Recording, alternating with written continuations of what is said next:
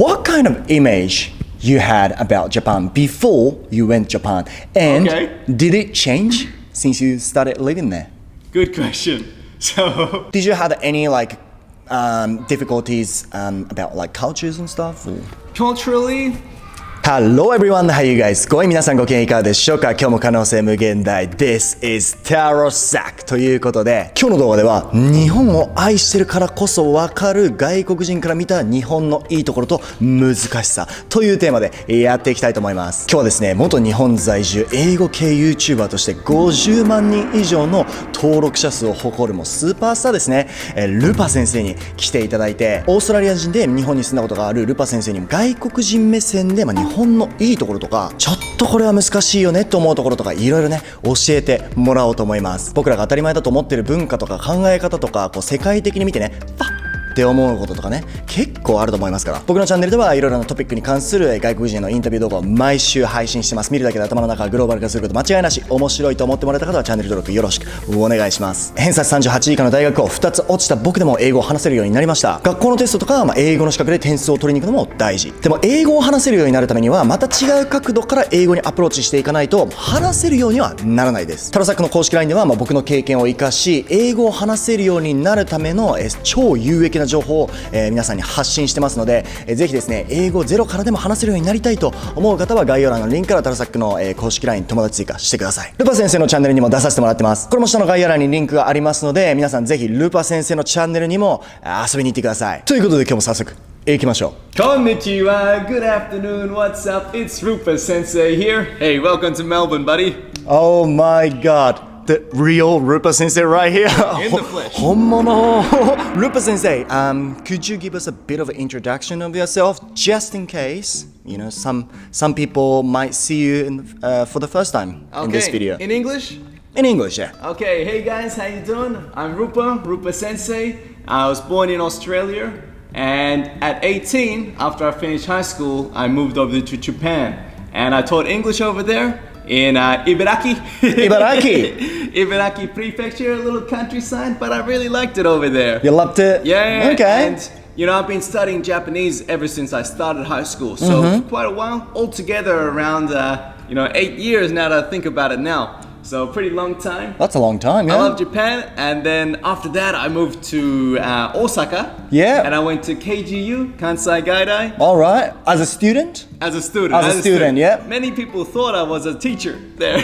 That's what I read on the Google. I was a student there. Okay. I was studying Japanese and business. All right. So it's good. I got a bit of an experience living in Tokyo, experience living in Ibaraki, experience living in Osaka. Oh, the golden trio, you know? That's pretty cool, man. That's pretty cool. That's it. And yeah, now on YouTube I teach English with movies and everything like that. Make some funny videos here and there. I watched heaps of your video, man. I'm a big fan of Rupa Sensei. No, likewise. I always watch your videos too. So, you lived in Japan, right? Since you're 18 years old. I lived there for 3 years total. So first time I lived there for a year and a half. Yeah. And then another year and a half. Okay. I just want to simply ask you that what makes you like interested in Japan? You know that you're from a countryside around Melbourne, right? That's right. So a countryside boy from Melbourne, why were you interested in Japan at the time? Well, I started learning Japanese in high school, and that was kind of my gateway into Japan. Its culture, its language, everything like that. And I really liked studying Japanese, but when I was in year 10, so that would be Koichi. Koichi. I had a Japanese teacher. Yeah? Yeah, so before that, I just studied Japanese, but I never met a real Japanese person. All right, yeah. So then my teacher, he's a really friendly guy, he started teaching me Japanese, and he also taught me more about the culture. So okay. Not just the language, but the culture of Japan. And I think that's super important for getting more into the country and more into the languages. Yeah, definitely. Learning about the culture as well. So I started learning about the culture. He showed me Nihon no drama. Oh, really? Gokusen. One of my favorites is Nagase Tomoya. Yeah. Ikebukuro Westgate Park. Oh my you know god, that? man. Yeah, everyone knows that, especially around my age. I'm not too sure about the young people, young generation, but yeah. Other than that, I watched a lot of anime, Dragon Ball Z. That was my favorite because I like gym and everything like that, and that's the best motivation for me. Seeing Goku level up, get stronger from Dragon Ball to Dragon Ball Z. He's constantly getting stronger. It's the best motivation. I only realized this recently that like Japan culture has been such an influence on my life. Even as like a young kid going to primary school, not knowing anything about Japan, I would go and watch Toasted TV on like a kind of kids channel. Show Dragon Ball and like Naruto and stuff like that. And ever since a young age, I didn't realize it was Japanese at the time. Yeah, it was too normal for you, it was just right there. It's just the TV, Yeah. Oh, interesting, man. So that's it, man. And then I studied Japanese really hard.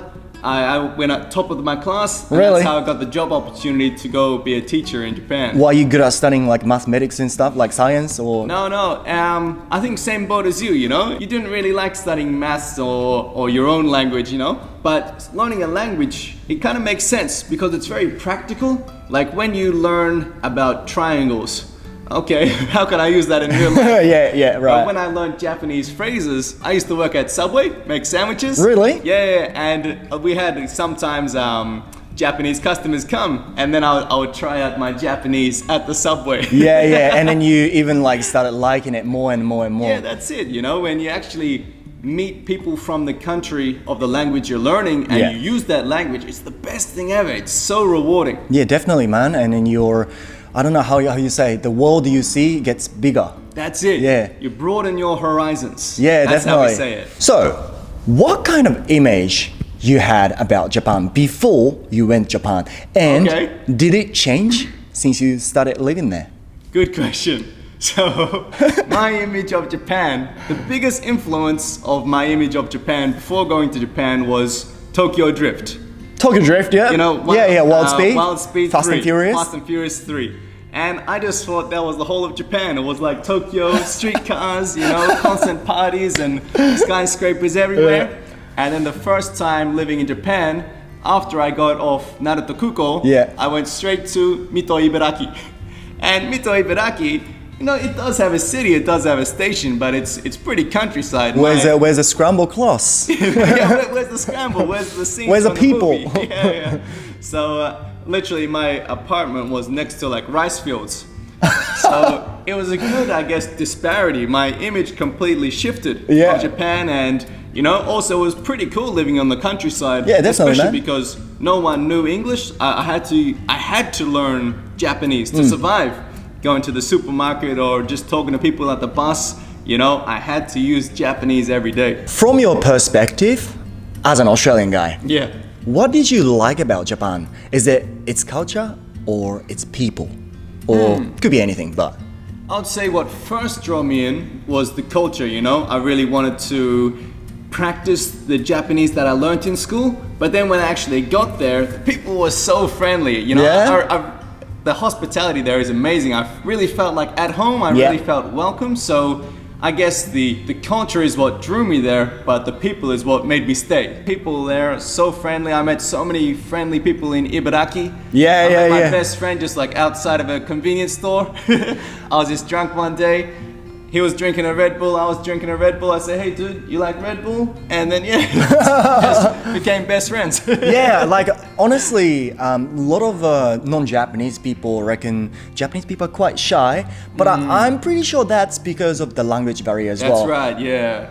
Let's say if all of Japanese could speak English, that's right. I'm pretty sure they're very friendly, Yeah. I'm not too sure if they're as open-minded as Australian, but they talk to people, you know? That's what I really believe. That's it. I think, that's exactly right. English is kind of the bridge between the two cultures. Definitely. So this is going to be one of the main things I want to ask you in this video. Okay. I'm pretty sure, assuming that when you used to live in Japan, you had friends who's non-Japanese, who's like pretty much like you, came from another country, live in Japan. Yeah, I did. So it could be like your opinion, or it could be like their opinion as well. Yeah.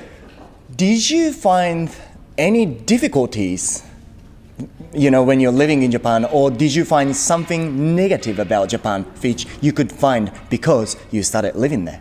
Oh, I think for sure, Yeah. I think if you go to a country, any country, whether it be Japan or anywhere else in the world, if you go there for a holiday, you're in kind of a honeymoon period. But then when you actually live there and you do your day-to-day activities, you start to realize some of the things that you're not so used to.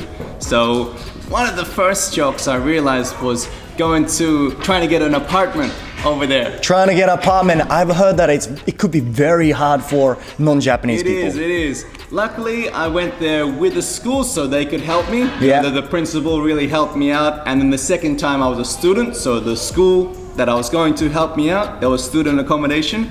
But when I try and get there by myself, when I try and get an apartment by myself, it's pretty strict, They want you to stay for 2 years. Yeah, that's pretty hard. I had a 1-year visa, so it didn't make sense. They want me to pay like key money. The first time I heard about key money, I was completely so shocked. different from your culture. Yeah. So in Australia, we just kind of sign a lease. You can get it 6 months, 1 year, 2 years, up to you.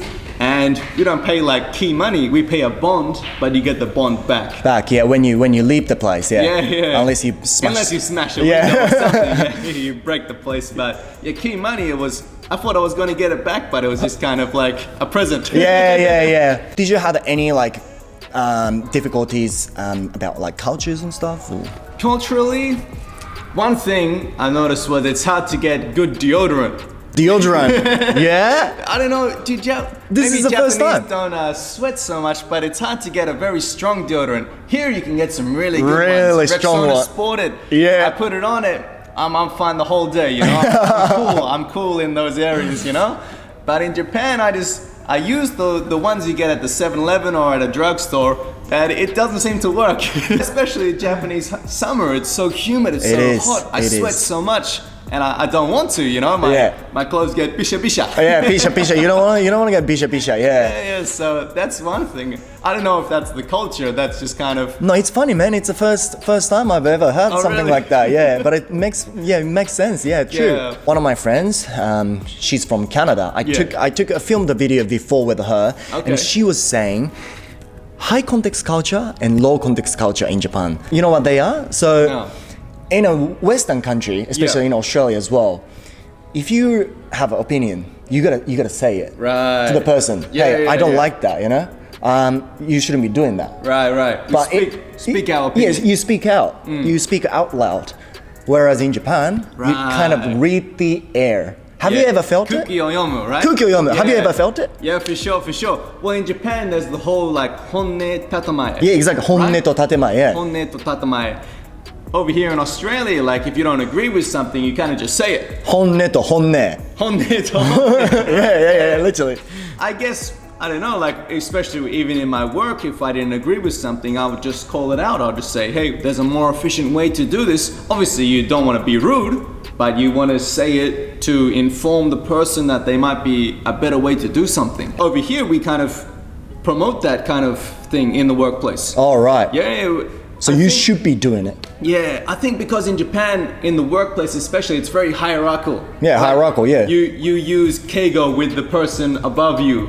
You don't speak your opinion to the people above you, but the people below you, That's very true. buka, is that right? Buka, Buka, they speak keigo to you. Yeah, exactly, It's the other way around, but in the West, obviously we do speak a bit more politely to our managers or something like that than our close friends that we would go to the bars and stuff with, but they're much more open to hearing your opinion, even if you're a new recruit or anything like that. Oh, really? Yeah. So even you're a freshman, if you have an opinion and if you think it's very right, you should be able to speak out and talk to even your manager. Not only are you allowed to, it's actually kind of seen as a good thing. It's seen as you're someone who has a strong opinion. Right now, a lot of people, they just want to go on the sidelines, just collect their paycheck, just get by, But if you're someone in the workplace that puts your opinion out, as long as it's productive, you're actually seen as, that's a really good thing. Okay, so it looks like a more enthusiastic person right. to the business. It's really good to know, man. Yeah, for sure. So last question is going to be like this. You have a lot of experiences of teaching English to Japanese people, right? Yeah. What do you think we should be doing if you want to be like an English speaker?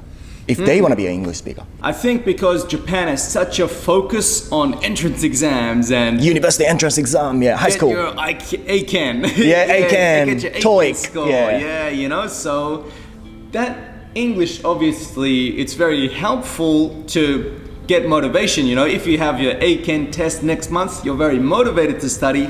But if you want to actually speak it and things like that, you do have to kind of go a step beyond and practice speaking. So you should have a lot more input and output. Yeah. You know? So watching those movies, they're really beneficial. Watching YouTube and learning that natural English rather than textbook English is one of the key things to do. That's what Rupa Sensei does in his channel as well. He cut some nice clips from famous films. You learn from that kind of things, right? Like a natural English that which is used in a daily life, in a real life. Yeah. If you study for a test, it's very different from studying for life, because you study for a test, you study really hard, you cram it all in, and then you take a rest, right? Yeah. And you forget what you learned. So, you know, like what you said before, English is use it or lose it. English, a lot of people think you just learn it once and that's fine. No. English is a language learning process, like learning the piano or learning to play basketball, learning to ride a bike. You can learn it once, forget it, you learn it again. The second time you learn it, you're stronger. It's a journey for your whole lifetime, you know? It's a journey for your whole lifetime, And one thing I notice is Japanese people can be very kind of worried or anxious about their accent. You don't have to sound like a native speaker. English is a global language. Most of English communication is actually done by two non-native speakers. You sound like, you know, Ken Watanabe in Last Samurai or Inception or something like that. It's super cool, you know? Super cool. It's your unique thing. So don't try and hide your unique beauty, you know? You should show that to the world. Show that this is English from a Japanese standpoint. Thank you, Rupa-san, for the cooperation today. I'm very, very happy to be able to film with you. No, my pleasure, man. Thanks for inviting me onto the channel. 皆さん、ルパ先生のチャンネルにもですね、僕お邪魔させていただいてますので、概要欄にリンクあるので、絶対見に行ってください。ルパ先生、Thank you very much. No, thank you, buddy, and enjoy the rest of Melbourne, hey? Thanks for coming down. Next time we'll be in Sydney, hey? Definitely, 100%. Part 2. 楽しみに待ってください。いやー、それにしても日本人の僕らからしたらもう当たり前のことも、海外から来る人っていうのはこういう風に日本を見てるんだとか、こういう風に日本にいて感じてるんだとか、この動画を見てね、外国人から見た日本っていうのが少しでも分かっちゃったと思っているあなたがそこにいるのであれば、見るだけで頭の中グローバル化しちゃったんだよ。最後まで見てくれた皆さんありがとうございます。面白いと思ってもらえた方はチャンネル登録忘れずに、高評価も忘れずに、また次の動画でお会いしましょう。バイフォー。